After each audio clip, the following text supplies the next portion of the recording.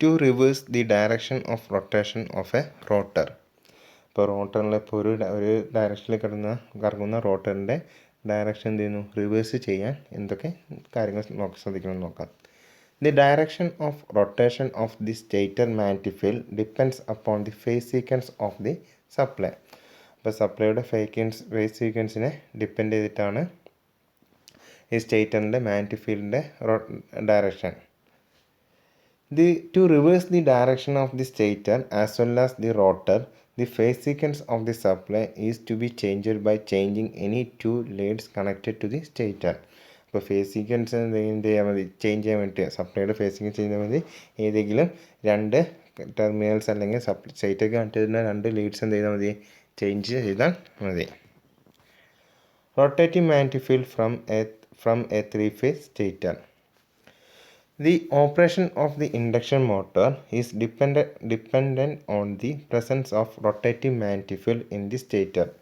അപ്പോൾ സ്റ്റേറ്ററിൽ നമ്മൾ സ്റ്റേറ്റർക്ക് സപ്ലൈ കൊടുക്കുമ്പോൾ ആ സ്റ്റേറ്ററിൽ ഉണ്ടാകുന്ന റൊട്ടേറ്റിംഗ് മാനിഫീൽഡിൻ്റെ പ്രസൻസ് ആണ്, അല്ലെങ്കിൽ അങ്ങനെയുള്ള റൊട്ടേറ്റിംഗ് മാനിഫീൽഡ് ഉള്ളത് കൊണ്ട് ആണ് ഇൻഡക്ഷൻ മോട്ടർ നമുക്ക് ഇതിന് ഓപ്പറേറ്റ് ചെയ്യാൻ സാധിക്കുന്നത്. The stator of the induction motor contains 3-phase windings placed at 120 electrical degrees apart from each other. അപ്പോൾ സ്റ്റേറ്ററിൽ ഇൻഡക്ഷൻ മോട്ടറിൻ്റെ സ്റ്റേറ്ററിൽ എന്തൊക്കെയുണ്ട്, മൂന്ന് വൈൻഡിങ്സ് ഉണ്ട്. അപ്പോൾ പരസ്പരം 120 ഡിഗ്രീസ് ഡിസ്റ്റൻസിലാണ് പ്ലേസ് ചെയ്തിട്ടുള്ളത്. When the stator is energized from a 3-phase voltage supply, in each phase winding will set up a pulsating field. അങ്ങനെ നമ്മൾ ഈ സ്റ്റേറ്ററിലേക്ക് സപ്ലൈ കൊടുക്കുമ്പോൾ ഓരോ വൈൻഡിങ്സ് എന്ത് ചെയ്യുന്നു, ഒരു ഫീൽഡ്, ഒരു പൾസേറ്റിംഗ് ഫീൽഡ് എന്ത് ചെയ്യുന്നു, ഉണ്ടാക്കുന്നു. നമ്മൾ പഠിച്ചിട്ടുണ്ട്, ഒരു കോയിലൂടെ കറണ്ട് കടത്തി വിടുമ്പോൾ ആ കോയിലിന് ചുറ്റും അല്ലെങ്കിൽ ആ കോയിലിന് ചുറ്റും എന്തുണ്ടാകുന്നു, ഒരു മാഗ്നറ്റിക് ഫീൽഡ് ഉണ്ടാകുന്നു. അതേപോലെ തന്നെ ഈ 3 കോയിലിൽ എന്ത് ചെയ്യുന്നു, ഒരു പൾസേറ്റിംഗ് ഫീൽഡ് എന്ത് ചെയ്യുന്നു, ക്രിയേറ്റ് ചെയ്യുന്നു. However, by virtue of the spacing between the windings and the phase, the magnetic field combine to produce field rotating at a constant speed around the inside surface of the stator core.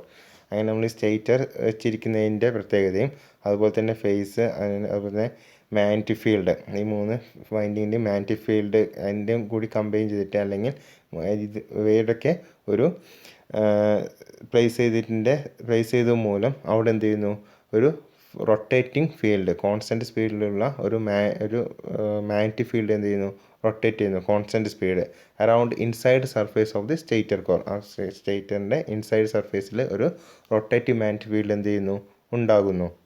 The resultant movement of the flux is called the rotating magnetic field and its speed is called synchronous speed.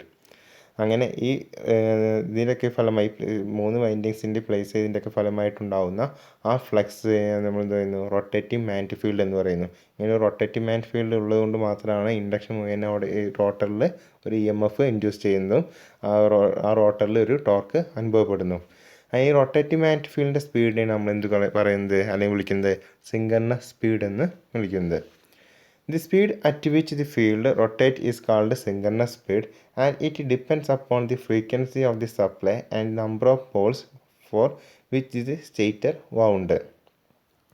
അപ്പോൾ ഈ synchronous speed എന്തിനൊക്കെയാണ് depend ചെയ്തുള്ളത്, ഒന്ന് നമ്മളെ supply frequency F, അതുപോലെ തന്നെ ആ മോട്ടറിൻ്റെ അല്ലെങ്കിൽ stator മൗണ്ടിൻ്റെ number of പോൾസിനെയാണ് എന്ത് ചെയ്യുന്നത്, സിങ്കർണസ് സ്പീഡ് ഡിപ്പെൻഡ് ചെയ്തിട്ടുള്ളത്.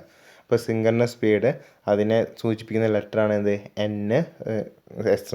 ഇപ്പോൾ NS = 120F / PRPM. അപ്പോൾ 120 ഇൻറ്റു ഫ്രീക്വൻസി അതിനെ നമ്പർ ഓഫ് പോൾസ് കൊണ്ട് ഹരിച്ചാൽ എന്ത് കിട്ടും, സിങ്കർണസ് സ്പീഡ് കിട്ടും. RPM എന്ന് പറയുന്നത് റൊട്ടേറ്റിംഗ് പെർ മിനിറ്റ്, F എന്ന് പറയുന്നത് frequency of the supply, P എന്ന് പറയുന്നത് number of Paul's in the stator. അപ്പോൾ സിങ്കർണസ് സ്പീഡ് കാണാനുള്ള ഇക്വേഷനാണ് 120F / P.